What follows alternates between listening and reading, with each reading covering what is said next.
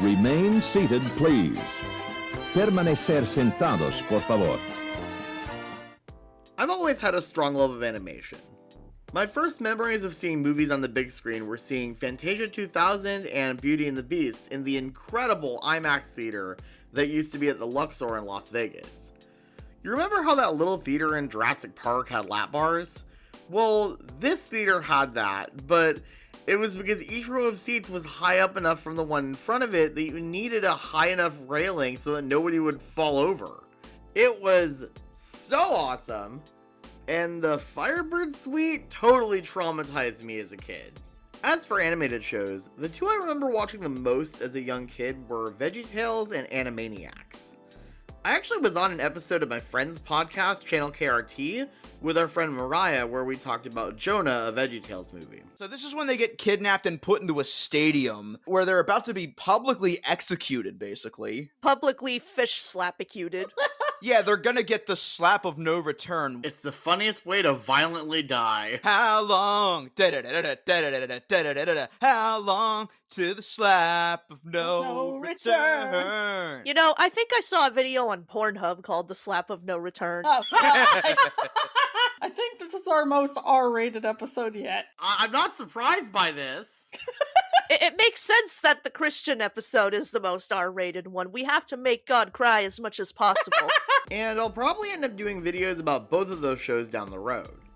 But both of those were shows we had to watch either on DVD or VHS, since VeggieTales didn't get a TV release until later, and I don't think Animaniacs was airing on TV by the time I started watching it.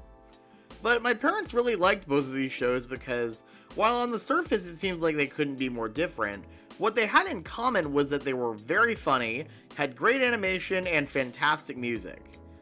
But of course, as I got older, I started watching more cartoons on Disney Channel, including Kim Possible, Lilo and Stitch the series, Brandy and Mr. Whiskers, I'll never forget you, Mr. Whiskers! American Dragon Jake Long, and of course, The Emperor's New School. And The Emperor's New School is actually super notable because a lot of the crew who worked on that show would go on to work on another show. A show that changed everything. But I think if you had asked me what my favorite show was in 2006 or 2007, I probably would have said SpongeBob, which was pretty much the only show I ever watched on Nickelodeon.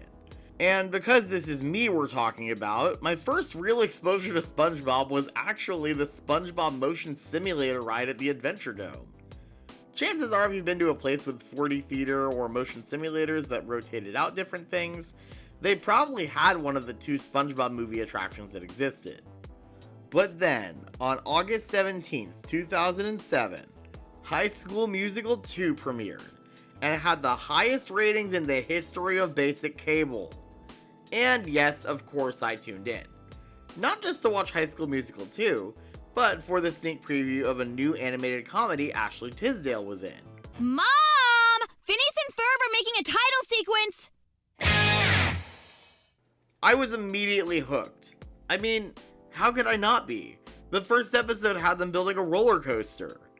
And when the show premiered in February, Disney Channel went all in on the show, airing a new episode almost every night for the entire month in the Phineas and February promotion.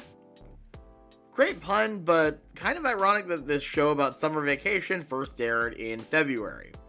I was quickly drawn in by the characters, the humor, the subtle world building, the heart, and of course the amazing songs. I think it's kind of hard now to go back and watch episodes like Lawn Gnome Beach Party of Terror when you can just as easily watch something like Night of the Living Pharmacist. But that's not a criticism of the first season of the show, that's just a testament to how insanely good it got as it kept going. But even season 1 had episodes like Hail Dufania and Phineas and Ferb Get Busted. Unfortunately for me, I didn't really know what fandoms were back in the day, and I think almost all of the kids in 6th grade at the school I went to thought Disney Channel was lame, and were probably watching Nickelodeon or Cartoon Network, which I had never watched as a kid outside of watching SpongeBob on Nickelodeon, and little bits of Nick Jr. here and there long before that. My mom said the main reason she didn't like Cartoon Network was because of Adult Swim's Aqua Teen Hunger Force. The only thing that'd be more ironic is if Ashley Birch had voiced Angelica Pickles, because my mom also hated the Rugrats. This is kind of a tangent, but we went to Universal Studios Hollywood once when I was little, and at one point I told Angelica that my mom didn't let me watch her show. At which point she proceeded to follow and antagonize my mom for like 15 minutes, like a bratty little girl with a metatextual awareness of her existence as a cartoon character would do. So yeah, if you're watching my channel wondering why I don't really have a ton of nostalgia for anything from Cartoon Network or Nickelodeon, this is why. Anyways, moving to a new school in 7th grade, things were a lot better. Although, I think I kind of repressed my love of Disney Channel at the time for fear of becoming a social outcast. Yeah, 6th grade was just not good for me. But by the time I got to high school, I got to take video production and ended up making those 2 shorts based on Phineas and Ferb. That was when I also discovered Twitter, which, honestly, kind of changed my life. Not only was I able to talk to more fellow Phineas and Ferb fans, as well as fellow theme park fans, I was actually able to talk to some of the people who were responsible for making this show that I love. Twitter is actually where I've met most of my real life friends too, and I think it's somewhat appropriate that the original run of Phineas and Ferb ended right around the time I graduated high school. It was the end of an era. Other shows came and went, of course, and I think the one that can give Phineas and Ferb the biggest run for its money as my favorite show is Gravity Falls. It took me a while to get into it, but when I did, oh man, it was awesome. Star vs. the Forces of Evil, DuckTales, Amphibia, The Owl House, all great shows. At least when they came out. And of course, after Phineas and Ferb wrapped up, Dan and Swampy went on and made Milo Murphy's Law, which was different from Phineas and Ferb. And I've got to admit, a show about a kid who always remains optimistic in the face of calamity unfolding all around him was pretty appropriate for 2016. I don't think we'll ever know for sure what went wrong on the network side with Milo, but if I had to guess, I think that maybe the show was maybe too weird and esoteric for its own good. All the sci-fi time travel stuff with the evil pistachios was sort of hard to explain and concisely market to audiences. And I think season 2 overcorrected and basically tried to be like, hey, remember Phineas and Ferb? You like that show, right? And it kind of spun out of control. Then, on July 23rd, 2019, a new series was announced for Disney Channel called The Curse of Molly McGee. I remember reading about it and thinking, well, this sounds like a cute show. I'm looking forward to seeing how it turns out. On October 9th, 2020, they did a virtual panel for New York Comic Con for the show that had since been renamed The Ghost and Molly McGee. Bill actually just told us the other day that the title of the show changed because some retailers weren't comfortable offering merchandise with the word curse in it. The irony is, none of those retailers ever carried any show merchandise. I'm assuming this was box lunch. There's no way Hot Topic would care about that. This has been a passion project for Bill and me for a long time. We came up with this idea years and years ago. So the initial spark of it, I'm not sure where it ever came from, but we only realized recently that it's kind of the story of us, that Bill is a wide-eyed optimist and I am kind of a grumpy, dead inside ghost. So that you know, it was a real revelation for us when we were developing the show at Disney. It was like, oh, everything totally falls into place, and it totally makes sense that we were the guys who came up with this show because it's our personalities. And released a sneak peek at a scene, as well as a song animatic, which of course featured some of the fantastic music from the show by Rob Cantor. It's sunny, it's Saturday, let's go out and make this an awesome best friend day. I was thinking tomorrow let's... She's loving and she's thoughtful, I can't bear to see her go. Aw, maybe it's best if I send her a text. What? Get away from that phone, I don't want to lose her, I don't want to hurt her. Molly, don't you see? Nobody wants to hurt her, but better her than me. At my best friend's bat mitzvah, celebrity DJs play. At my best friend's bat mitzvah, That's it, I'm converting today. it's my best friend's bat mitzvah. So beautiful, you'll shed a tear. I love you. She's telling the world she's no longer a girl. Her womanhood is almost here. And I think that's when I realized This show was destined to take over my brain. When I started the podcast without a cool acronym back in 2020, I made a point of mentioning that we'd eventually be talking about the Ghost and Molly McGee.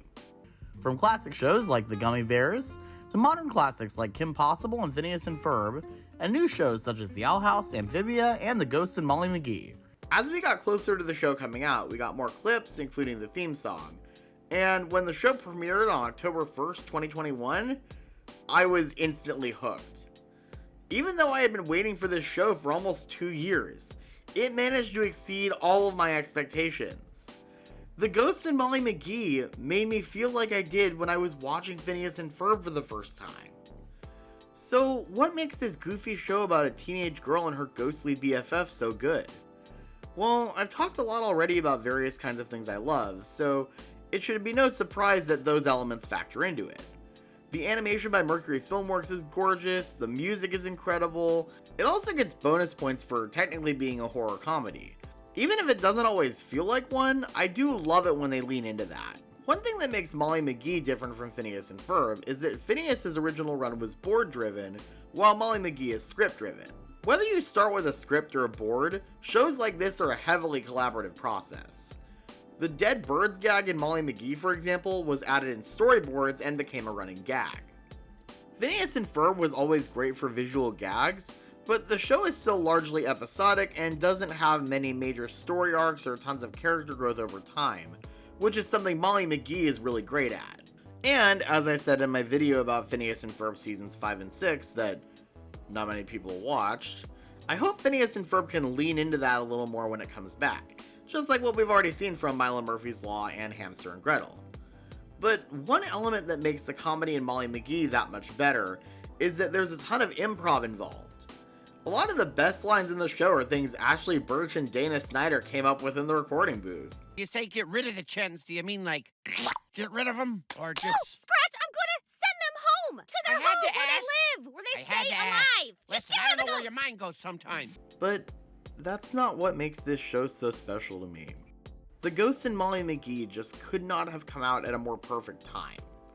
Phineas and Ferb could do literally anything they wanted, and they went on how many different international vacations over the course of one summer? How much money do Linda and Lawrence make off this antique shop? The McGee family's not like that. Molly's not an engineering prodigy who only gets upset during special episodes. And then we can't.